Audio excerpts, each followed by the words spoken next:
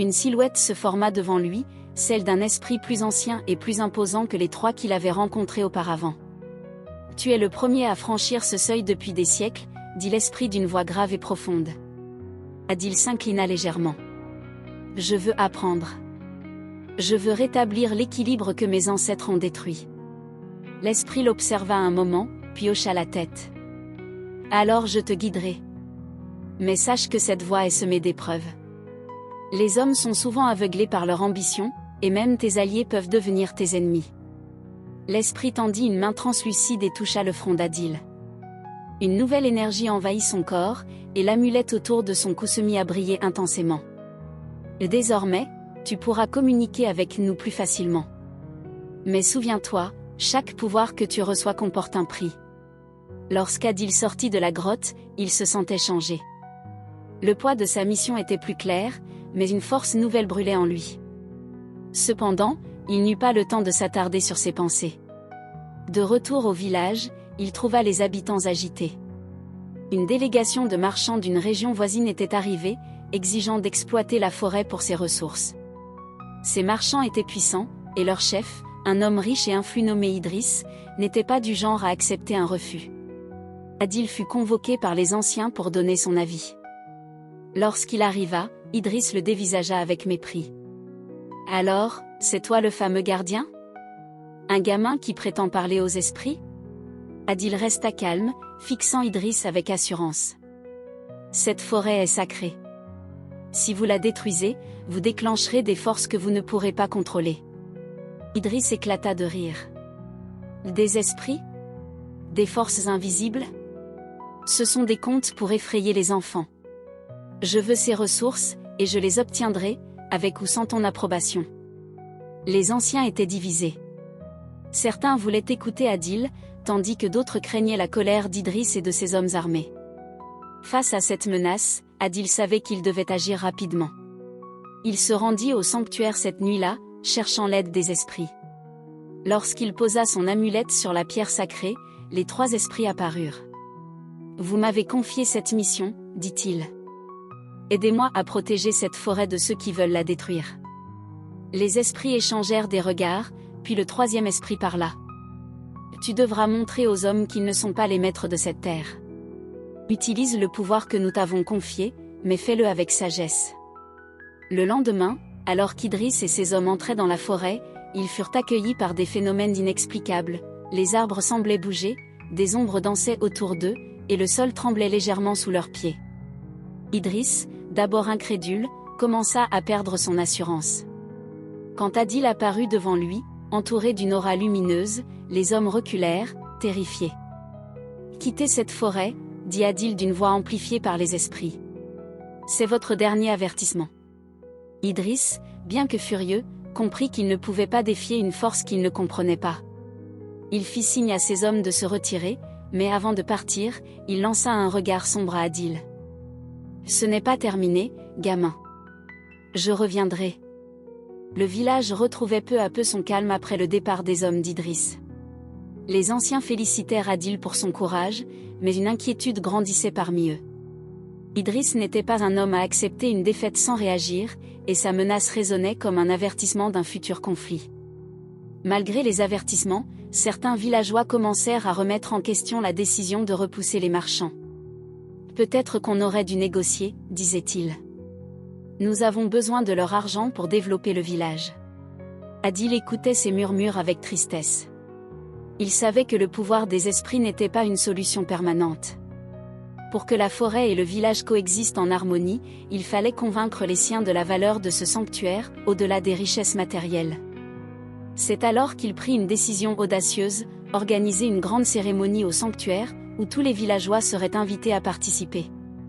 L'objectif ? Leur montrer la véritable essence de la forêt et l'importance des esprits qui la protégeaient. Adil se rendit au sanctuaire pour demander l'aide des esprits. Les trois apparurent, accompagnés de l'esprit ancien qu'il avait rencontré dans la grotte. « Si vous souhaitez convaincre les hommes, leur dit ce dernier, vous devrez leur montrer ce qu'ils ne peuvent ignorer. Mais cela comporte un risque, certains pourraient mal interpréter vos actions et se retourner contre vous. » Adil acquiesça. Il n'avait pas peur des conséquences, tant qu'il pouvait préserver l'harmonie entre les hommes et la nature. Pendant plusieurs jours, il prépara la cérémonie avec l'aide des jeunes du village. Des lanternes furent fabriquées, des offrandes récoltées, et une estrade fut montée près du sanctuaire pour accueillir tous les habitants. Alors que tout semblait se dérouler sans encombre, Adil remarqua un homme étranger dans le village. L'homme prétendait être un marchand en quête d'épices, mais son comportement était suspect. Il posait des questions sur la cérémonie, sur Adil et sur le sanctuaire. Adil le surveilla de loin, puis, une nuit, il le surprit près du sanctuaire, en train d'examiner les alentours.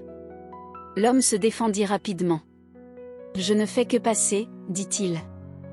Je suis curieux de ce lieu dont tout le monde parle. » Mais Adil sentait une ombre dans ses paroles. Il avertit les anciens, qui décidèrent de garder l'homme sous surveillance. Le jour tant attendu arriva. Les villageois se rassemblèrent autour du sanctuaire, certains par curiosité, d'autres par scepticisme. Adil monta sur l'estrade et prit la parole. « Aujourd'hui, je veux vous montrer pourquoi cette forêt est notre plus grand trésor. Ce sanctuaire est plus qu'un simple lieu sacré. Il est le cœur de notre village, et les esprits qui y habitent veillent sur nous depuis des générations. » Il posa son amulette sur la pierre sacrée, et une lumière éclatante illumina l'endroit. Les 3 esprits apparurent, suivis de l'esprit ancien, sous les regards émerveillés ou craintifs des villageois. « Ces esprits sont nos alliés, poursuivit Adil. Mais si nous ne respectons pas notre pacte avec eux, nous perdrons leur protection. » Les esprits, pour la première fois, s'adressèrent directement aux villageois.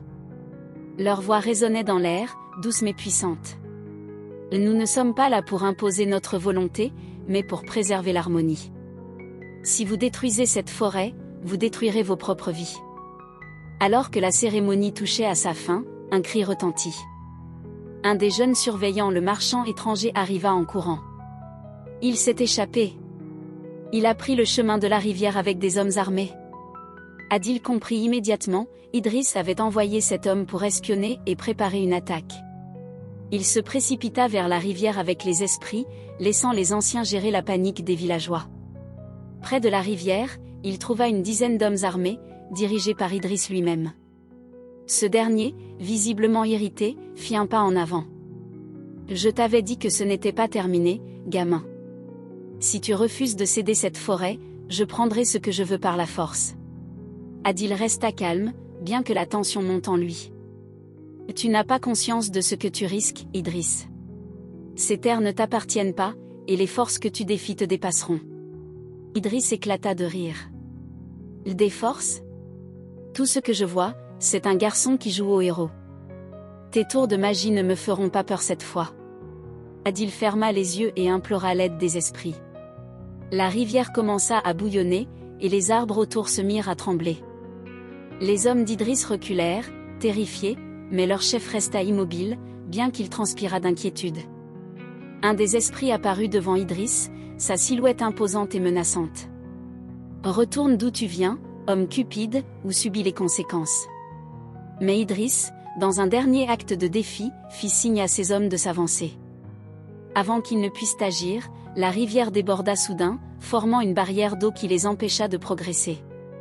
Idriss comprit alors qu'il ne pouvait pas lutter. Il lança un regard noir à Adil avant de battre en retraite avec ses hommes. De retour au village, Adil fut acclamé par les siens, mais il savait que la paix restait fragile. Idriss ne renoncerait pas si facilement, et d'autres menaces viendraient sûrement. Il se tourna vers les anciens et déclara : « Nous devons nous préparer.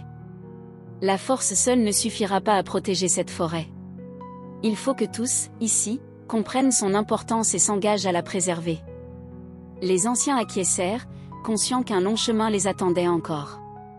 Le temps passa depuis la confrontation avec Idriss et ses hommes. Le village était plongé dans une quiétude inattendue, mais une tension persistait, Idriss n'était pas revenu, et cela préoccupait autant qu'il rassurait. Un jour, alors qu'Adil méditait près du sanctuaire, Idriss apparut, seul, vêtu simplement, sans armes ni menaces. Il marchait lentement, ses épaules affaissées comme sous le poids d'un lourd fardeau.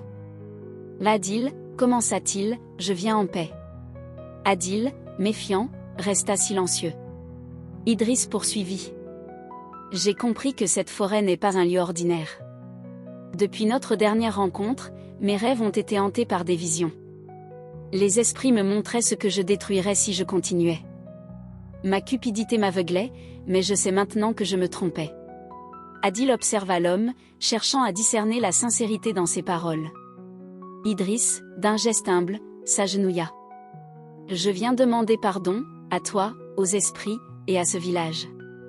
Les esprits, invisibles mais présents, firent entendre leur voix dans le vent. Une brise douce traversa la clairière, comme une marque d'acceptation. Quelques jours plus tard, Adil se tenait à nouveau devant les anciens du village, mais cette fois, son visage portait une expression de sérénité. « Ma mission ici est terminée, dit-il. Je vous ai protégé, et Idriss a renoncé à ses mauvaises intentions. La forêt et ses esprits sont en paix. » Les villageois, reconnaissants, s'approchèrent pour le remercier. « Adil, tu seras toujours l'un des nôtres, déclara un ancien. Cette forêt sera toujours un refuge pour toi. » Les esprits apparurent alors, pour la dernière fois devant tout le village. « Adil, murmura l'esprit ancien, ton cœur est purifié. La faute qui te liait à cette terre est pardonnée. Retourne chez toi, mais n'oublie jamais ce que tu as appris ici. » Adil, ému, inclina la tête. Il avait passé 5 ans dans cette forêt, une période où il avait tant appris, mais aussi tant perdu. De retour en ville, Adil retrouva ses parents, qui l'accueillirent avec des larmes de joie. Ils avaient toujours su ce qu'il vivait dans cette forêt, car son ami Samir leur transmettait régulièrement des nouvelles. Samir, fidèle compagnon, était l'un des rares à l'avoir soutenu durant cette épreuve. À chaque visite dans la forêt, il apportait des provisions, des nouvelles, et surtout, une amitié inébranlable. « Tu as fait preuve d'un courage que peu aurais-tu, » dit Samir en le serrant dans ses bras. Adil décida de partager son histoire avec tous ceux qui voulaient l'écouter. Dans une grande assemblée, il expliqua pourquoi il avait été maudit. « J'ai autrefois profané un lieu sacré, croyant que les rumeurs sur la forêt étaient des superstitions sans fondement. Mais j'ai appris que certaines croyances, même incomprises, méritent notre respect. » Il conclut avec un conseil. « Si vous ne croyez pas à quelque chose, laissez-le tranquille. Ne provoquez pas ce que vous ne comprenez pas. Parfois, le silence et le respect sont vos meilleurs boucliers. » Au village, la forêt et ses esprits étaient désormais en harmonie avec les habitants. Les anciens instituèrent une fête annuelle en l'honneur de la forêt, rappelant à tous l'importance de la préserver. Les esprits, bien que rarement visibles, veillaient toujours sur le sanctuaire. Un jour, alors qu'Adil revint pour une visite, il sentit leur présence et entendit leur voix douce. « Adil, cette terre sera toujours la tienne. Reviens quand tu en as besoin. » Les villageois l'accueillirent avec chaleur, témoignant une fois de plus leur gratitude. « Tu seras toujours le bienvenu ici, » lui dit un ancien. « Tu es plus qu'un protecteur pour nous, tu es un frère. » Adil, apaisé, retourna à sa vie en ville, mais avec une nouvelle perspective. Il avait compris que la vie ne pouvait être vécue sans respect pour les forces qui la dépassent. Leçon finale. Ne sous-estimez pas les rumeurs ni les légendes. Si vous ne croyez pas en elles, ne cherchez pas à les défier. Parfois, ce que vous laissez intact est ce qui vous protège. Et c'est ainsi qu'Adil, après avoir trouvé la rédemption, continua à partager sa sagesse, tout en gardant une place spéciale dans son cœur pour la forêt et ses esprits. Si vous avez suivi cette histoire jusqu'ici, c'est que vous l'avez trouvée superbe. Alors, écrivez simplement dans les commentaires, « Je veux une autre histoire ». Et moi, je viendrai vous indiquer la date de sortie de la prochaine histoire. Je vous attends dans les commentaires.